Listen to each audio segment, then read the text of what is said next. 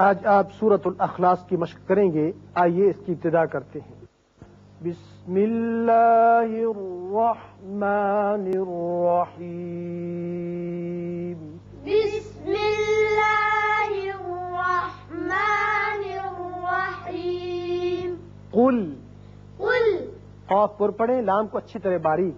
قل قل هو اللہ هو اللہ هو اللہ هو اللہ احد احد احد.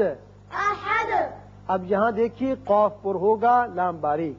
هو اللہ یہاں اللہ کا اسم ہے، اسم ذات.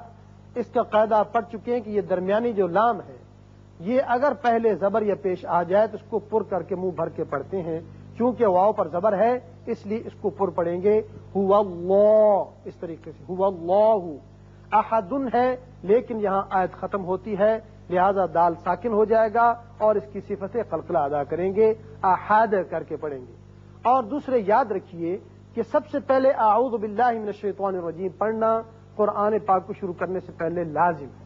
بسم اللہ کا حکم یہ ہے کہ ہر سورت سے پہلے اس سورت کا جز ہے یہ، لہذا جب بھی کوئی سورت پڑھی جائے گی تو اس سے پہلے بسم اللہ ہوگی، سوائے سورہ توبہ کے کہ اس سے پہلے بسم اللہ نہیں ہے.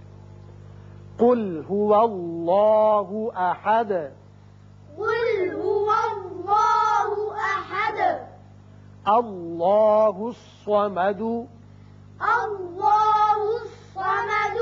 یہاں پھر دیکھیے الف پر زبر ہے لہذا اس میں اللہ کا لام پر کر کے پڑھا جائے گا. اسی طرح صاد حروف مستعلیہ میں سے ہے، یہ پر ہوگا. اب دال کے اوپر پیش ہے، آیت ختم ہونے کی وجہ ساکن کریں گے اور سکون کی وجہ سے صفت قلقلہ ادا ہوگی. اللہ الصمد. اللہ الصمد.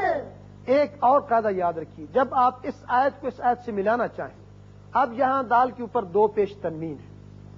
اب تنوین کی وجہ سے یہ الف کی زبر گر جائے گی اور ایک چھوٹا نون پیدا ہوگا زیر کے